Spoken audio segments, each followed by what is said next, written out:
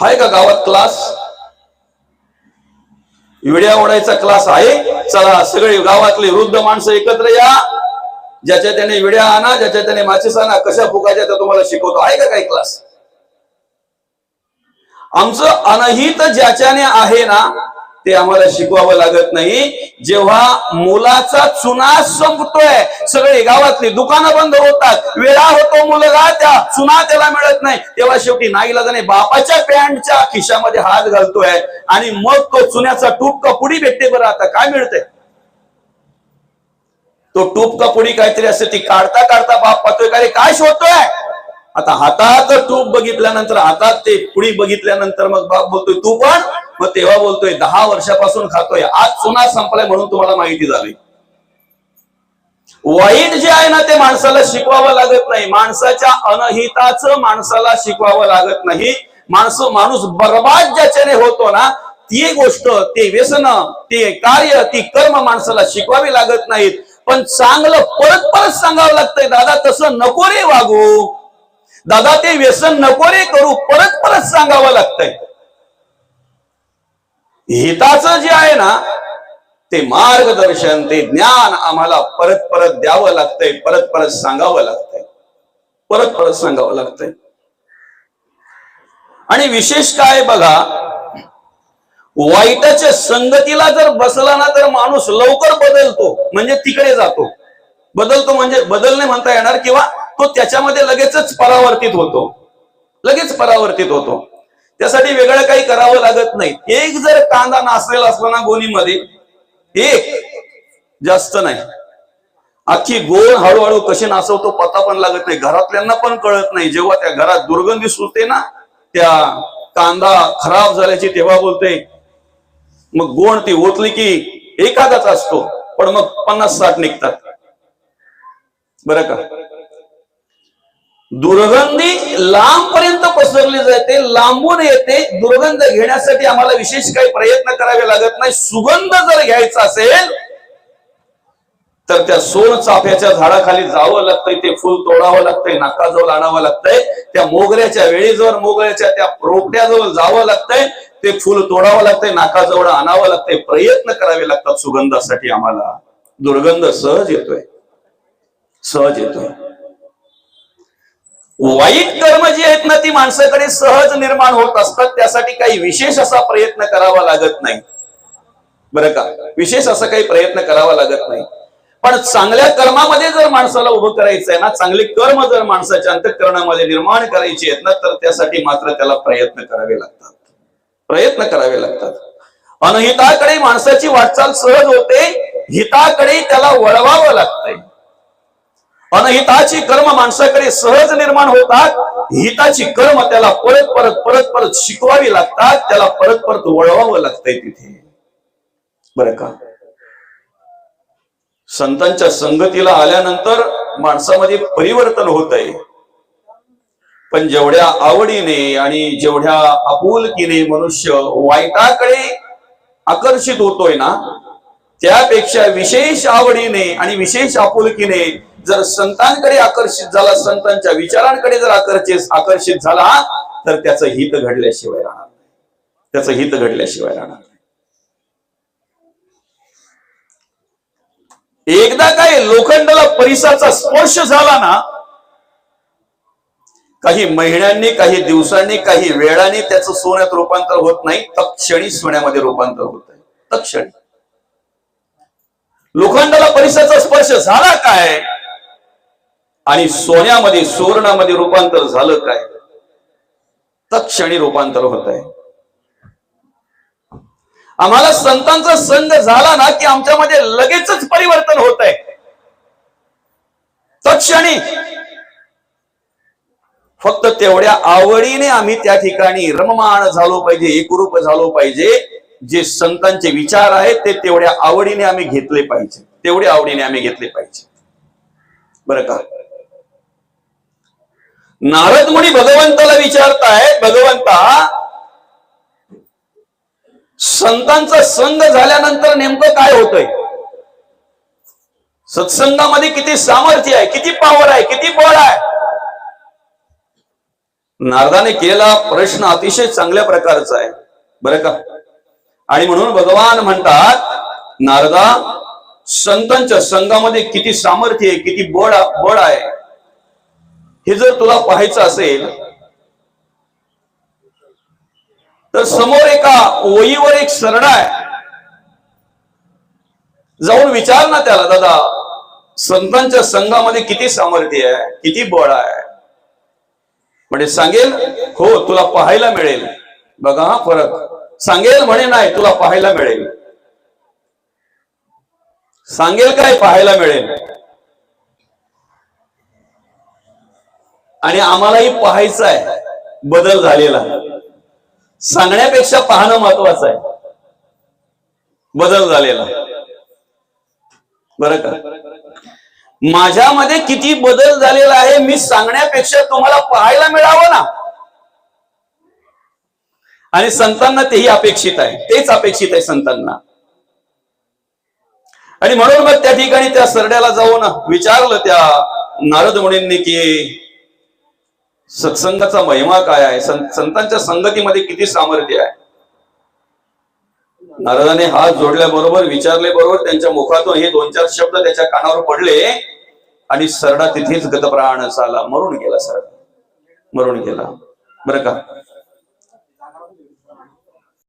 आणि त्या ठिकाणी तो सरडा गतप्राण झाल्यानंतर नारद मुनी तसेच भगवंताकडे आले आणि भगवंताला सांगतायत, भगवंता असं असं झालं. हो असं असं बघितलं तू. हो म्हणे, पण काही समजलं नाही सत्संगाचा महिमा काय असतो. तो त्याला विचारला आणि तो मरून गेला. सांगायच्या अगोदरच मरून गेला. हो ना. मग एक काम कर ना, आता ते समोर एक झाड आहे ना, त्या झाडावर एक पोपट आहे बरं का, खूप बोलतोय तो. त्या झाडाला त्या पोपटाला जाऊन विचार, बाबा सत्संगाचा महिमा काय किंवा संतांच्या संघामध्ये काय परिवर्तन होत आहे. आणि नारद मुनी गेले त्या ठिकाणी, हात जोडले, विचारलं. त्यांचे शब्द कानावर पडल्याबरोबर तो पोपटही मरून गेला. तशीच क्रिया सेम झाल्यामुळे ते पुन्हा भगवान विष्णूंकडे आले, भगवंतांकडे आले, हात जोडतात. भगवंता काय चाललंय तुमचं, तुम्ही मला पाठवताय आणि ते मरतात. माझ्याकडून पाप तर घडत नाही ना बरं का. भगवंत म्हणतात नाही रे, पण मग मला काच सांगत नाही ते संतांचा महिमा काय. म्हणे तुला पाहायचाच आहे ना संतांचा महिमा काय, तुला ऐकायचं आहे ना. हो म्हणे ऐकायचं आहे. बघून झालंय म्हणे आता ऐकायचं आहे. बघून झालंय म्हणे आता ऐकायचं आहे बरं का. आणि मग म्हणे एक राजा आहे ना आपला, त्या राजाला बऱ्याच वर्षांनी मुलगा झालाय, पुत्रप्राप्ती झाले. त्या राजाच्या मुलाला जाऊन विचार सत्संगाचा महिमा काय. नारद मुनी म्हणतात, सरड्याचं कोणी विचारायला नव्हतं. देवा सरडा मेला ठीक आहे. पोपटाचं कोणी मला विचारायला नव्हतं देवा, पोपटही मेला ठीक आहे.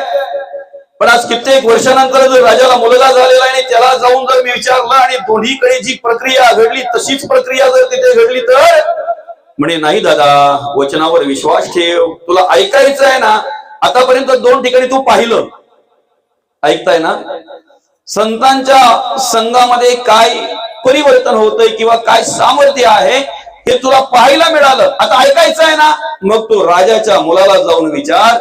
आणि तिथे गेल्यानंतर राजाने संत आले नारद मुनींच्या रूपाने म्हणून आदरातिथ्य केलं, पाहुणचार केला. आचार्य देवो भव अशा प्रकारे त्या ठिकाणी त्यांचं आदरातिथ्य केलं. आणि तेवढ्यात मग राजाने सांगितलं, म्हणे महाराज बरं झालं तुम्ही आलात, बऱ्याच वर्षांनी मला मुलगा झाला हो, आणि आज त्याचं नेमकं नामकरण विधी आहे.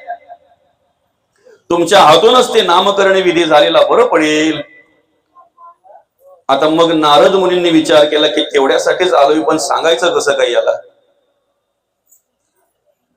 मुलाला भेटासाठीच आलोय मी. पण मग नारद मुनी बोलतात, ठीक आहे राजे महाराज, तुमचा मुलगा कुठे आहे बरं. म्हणे आहे ना त्याच्या आईकडे आहे, राणीकडे आहे, त्या ठिकाणी आहे. ठीक आहे, मग राणींना म्हणावं बाहेर या.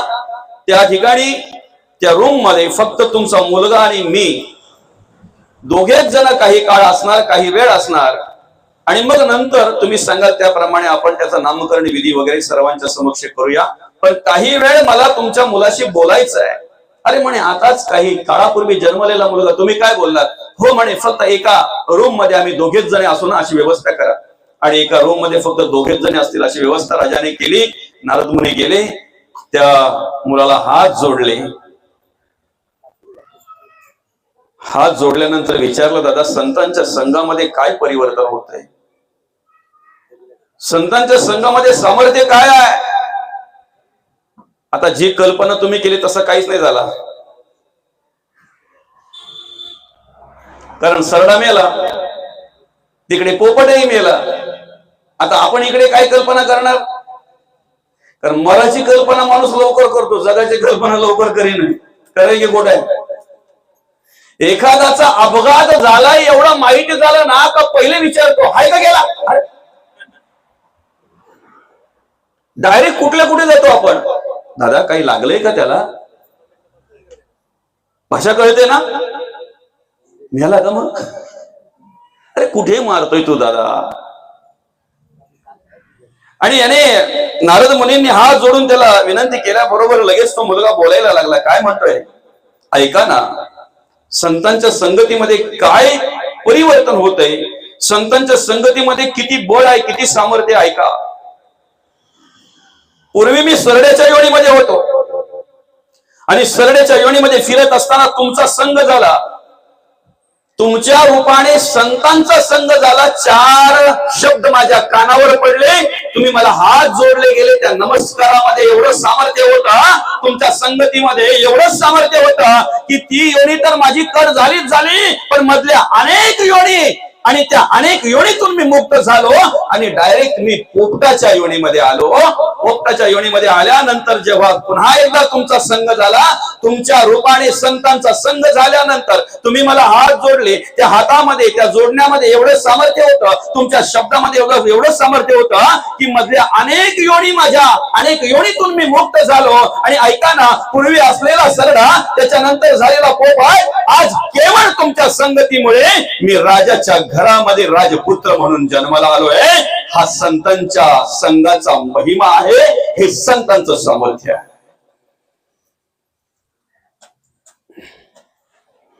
आम्ही सुद्धा परमार्थात येण्याच्या आधी, संतांच्या संगतीला येण्याच्या आधी, ज्ञानेश्वरीचा स्पर्श होण्याच्या आधी, गाथेचा आणि गीतेचा स्पर्श होण्याच्या आधी रंग बदल्या सरोडच होतो. खरंय की खोटं आहे? आणि कधीतरी त्या सरड्याकडे बघितलं का माणूस बोलतो, हा सरडा तरी परवडला, तो तरी जसा झाड असेल तसा रंग करतो. खरं आहे की खोटं आहे? हिरवं झाड असेल तर बाबा हिरवा रंग करतो ना, खोडावर असला तर खोड्याचा केशरी रंग असेल तर त्या पद्धतीने करतोय. बरं का? माणूस त्यापेक्षाही एवढा विचित्र ना, त्या सरड्याचे रंग तरी दिसतात, माणसाचे रंग दिसत नाहीत.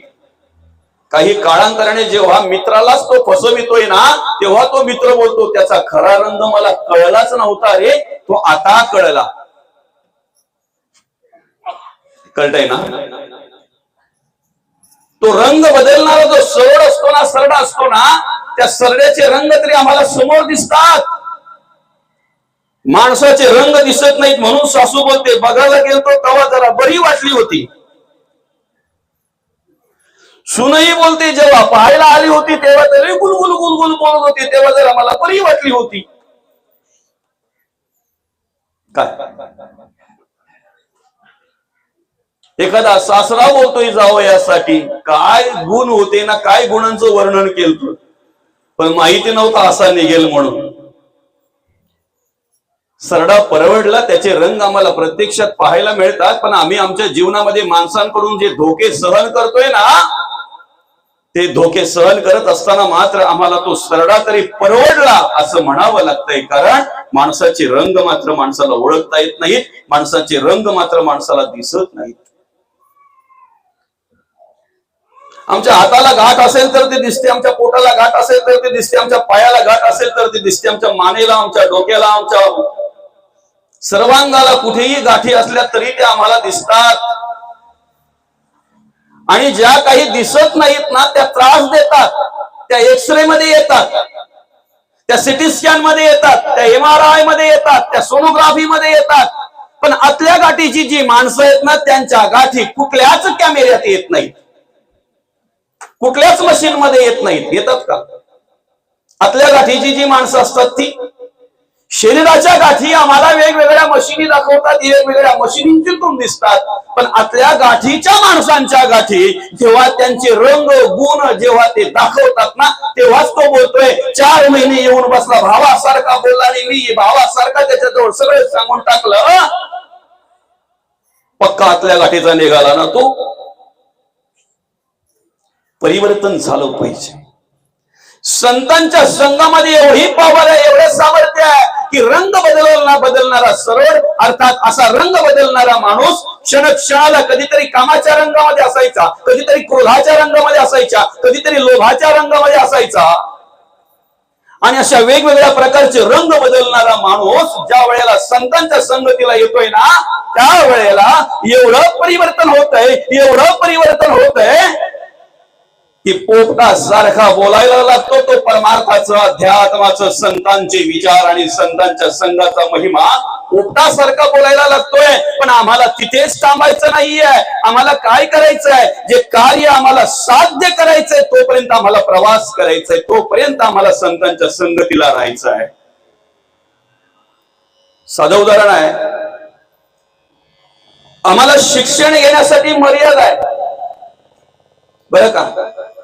10वी झाल्यानंतर कॉलेजला जातो, कॉलेजला गेल्यानंतर मग तिथे 12वीच्या नंतर मग कुठले तुम्हाला शाखा निवडायच्या त्या निवडायच्या आहेत.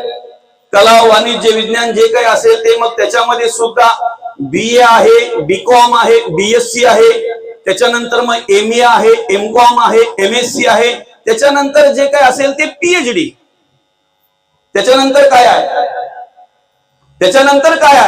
PhD नंतर काय आहे. अर्थात कुठेतरी तिथं थांबावं लागतंय. इथे जर आम्ही विचार केला बरं का, आध्यात्मिक क्षेत्रामध्ये कार्य करत असताना, भक्ती करत असताना, देव कार्य, देश कार्य आणि धर्म कार्य करत असताना आम्हाला जी गोष्ट साध्य करायची आहे ना, ती साध्य होईपर्यंत आम्हाला ते कार्य करायचंय, आम्हाला ते मार्गदर्शन हवं आहे. म्हणून अध्यात्म, विचार, मार्गदर्शन हे आम्हाला शेवटच्या श्वासापर्यंत गरज आहे. याला मर्यादा नाही, याला कालावधी नाहीये. अमुकच कालावधीपर्यंत आम्ही त्याचा विचार करावा असं नाहीये. आम्ही शेवटच्या श्वासापर्यंत आम्हाला संतांच्या विचाराची गरज आहे. आम्ही संतांच्या विचाराचा अभ्यास केला पाहिजे, आम्ही संतांचे विचार अनुभवले पाहिजेत, त्याचा विचार केला पाहिजे शेवटच्या श्वासापर्यंत बरं का, शेवटच्या श्वासापर्यंत. आणि म्हणून मग काय झालं, राजासारखा जन्माला, राजाचा पुत्र जन्माला आला. तर राजासारखा म्हणजे काय, तर बघा, जीव दरिद्री असंख्यात नृपती केले. एकेकाली कामाधीन असणारा मनुष्य, एकाकाली लोभाधीन असणारा मनुष्य, एकाकाली क्रोधाधीन असलेला मनुष्य. पण आता काय केला, राजासारखा राहतोय. ऐसे हे संत श्रीमंत. किती श्रीमंत आहेत संत, जीव दरिद्री. आपण कोण होतो, कामाधीन झालेला मनुष्य कसा असतो बरं, क्रोधाधीन झालेला मनुष्य कसा असतो बरं, लोभाधीन झालेला मनुष्य कसा असतो बरं, एखाद्या वासनेच्या अधीन झालेला मनुष्य कसा असतो बरं, एखाद्या व्यसनाच्या अधीन झालेला मनुष्य कसा असतो बरं, दरिद्रीच ना. अहो, पैशाने जरी श्रीमंत कितीही असला ना, तरीही विचाराने दरिद्रीच असतो. कामाच्या अधीन झालेल्या माणसाला विचाराने श्रीमंत कसं म्हणता येईल. रावणाकडे काय कमी होतं, पण विचारांची श्रीमंती नव्हती ना. संतांचं मार्गदर्शन अधिक करून अभिमान त्यागता नाही आला, अहंकार त्यागता नाही आला, अभिमानाने अहंकाराने कार्य केलं बरं का. आणि सगळं काही असताना सुद्धा त्या ठिकाणी सगळ्याला मुकावं लागलं. आमच्यामध्ये परिवर्तन घडलं पाहिजे हे जर मनापासून वाटत असेल ना, तर आम्ही रामायणातल्या काही गोष्टी अनुभवल्या पाहिजेत, वाचल्या पाहिजेत. आम्ही रामायण वाचतो, पण अजून जर आमच्या घरातलं रामायण थांबत नसेल, आम्ही महाभारत वाचतो, पण अजून जर आमच्या घरातलं महाभारत थांबत नसेल, आम्ही संतांना वाचतो, पण तुकोबांचे विचार आमच्याकडे येत नाहीत, सालोमालोच अजून पाहायला मिळतात आम्हाला. अभिमानाने अहंकाराने भरलेले, याचा द्वेष कर, त्याचा मत्सर कर, त्याचा तिरस्कार कर. आम्ही माऊलींना वाचतोय, आम्ही ज्ञानेश्वरी वाचतोय, पण अजून माऊलींचे विचार आमच्याकडे येत नाहीत. अजून पण आम्ही वेगळ्या वृत्तीचे आणि वेगळ्या विचारांचेच आहोत. आम्ही शांतीब्रह्मनाथ महाराजांना वाचतोय, पण एकमेकावर मत्सराने, तिरस्काराने, निंदेने थुकायला मात्र अजून कमी पडत नाही. ते थुंकणं आमचं आहेच त्याच्यावर, निंदेने, मत्सराने, द्वेषाने, तिरस्काराने. आणि मग हे जर थांबत नसेल तर मग आम्ही परमार्थी आहोत, आम्ही परमार्थ करतोय, आम्ही संतांचं ऐकतोय का? संतांचं मार्गदर्शन आम्हाला खऱ्या अर्थानं प्राप्त झालंय का? त्याप्रमाणे जगण्या वागण्याचा प्रयत्न आम्ही करतोय का? नाही करत. मग आम्ही काही गोष्टी अनुभवल्या पाहिजेत ना, अनुभवल्या पाहिजेत आम्ही काही गोष्टी. ऐका, ज्या वेळेला सीतामाईंना रावणाने पळवलं, ऐकताय ना, सीतामाईंना रावणाने पळवल्यानंतर काही जाता जाता त्या रस्त्यामध्ये सीतामाईंनी आपले एक एक अलंकार टाकायला सुरुवात केली. आपल्या अंगावर जे एक अलंकार होते ना, ते अलंकार टाकायला सुरुवात केली. असं एक अलंकार का? तर मी कुठल्या रस्त्यात गेलेली आहे, मला रावणाने कुठल्या रस्त्यात चालवले, कदाचित ते अलंकार पाहून तरी श्रीराम प्रभूंना कळेल, श्रीरामाला कळेल, माझ्या पतीला कळेल. बरं का? आणि नेमकं काय झालं माहितीये का? ज्या वेळेला श्रीराम प्रभू आणि लक्ष्मण शोधायला निघाले, त्या रस्त्यामध्ये निघाले, त्यावेळेला रस्त्यामध्ये जाताना पुढे सरकत असताना, पुढे जात असताना श्रीराम प्रभूंच्या हातांना माईंचा कानातला अलंकार लागला. ऐकताय ना? सीतामाईचा कानामध्ये जो काही अलंकार होता तो अलंकार हाताला लागला. कानातला अलंकार श्रीराम प्रभूंच्या हाताला लागल्यानंतर तो अलंकार हातामध्ये घेतला आणि श्रीराम प्रभू लक्ष्मणाला दाखवत आहेत. लक्ष्मणा, अरे ऐक ना, हा कानातला अलंकार आहे, हा सीतेचाच आहे ना रे, हा सीतेचाच आहे ना. लक्ष्मणाने हात जोडले आणि लक्ष्मण काय म्हणतात माहितीये? दादा,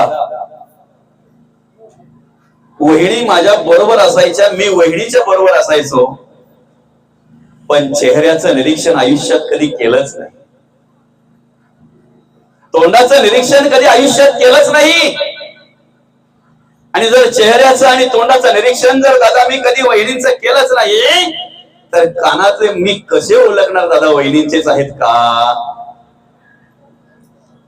आणि मग पुढे सरकता ज्या वेळेला पायातले फेडवी का जोडवी ते अलंकार ज्या वेळेला मिळाले ना, त्यावेळेला श्रीराम प्रभूंनी हातामध्ये घेतला आणि मग विचारलं, लक्ष्मणा, पुढचं विचारणार हे सीतेच आहे का? तेवढ्या त्याच्याकडे नजर गेल्याबरोबर लक्ष्मण म्हणतात, दादा हे वहिनीच आहे, हे वहिनीच आहे. कारण माझी अखंड नजर माझ्या वहिनीच्या चरणाकडे असायची, चेहऱ्याकडे आणि तोंडाकडे कधीच नसायची. प्रत्येक पुरुषाने जर हा आदर्श घेतला ना तर अत्याचार थांबले जातील.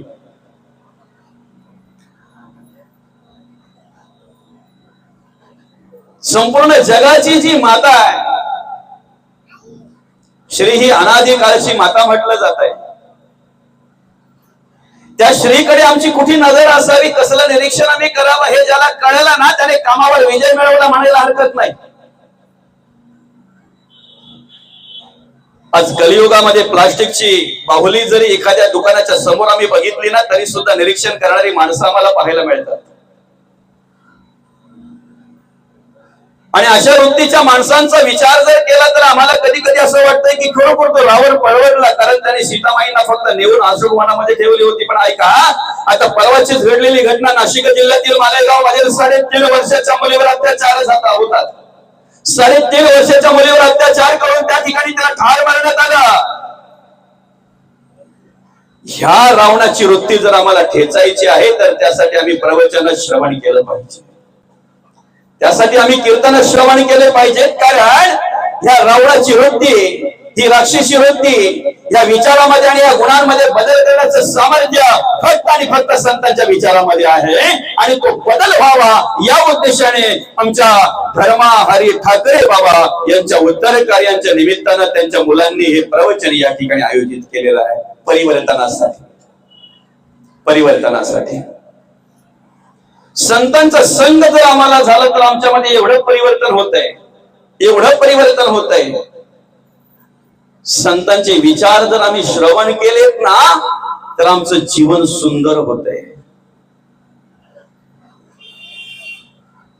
या भावात अर्थात या ज्ञानेश्वरी बद्दल या ग्रंथाबद्दल सांगत असताना नामदेव महाराज म्हणतायत, ग्रंथ श्रेष्ठ ज्ञानदेवी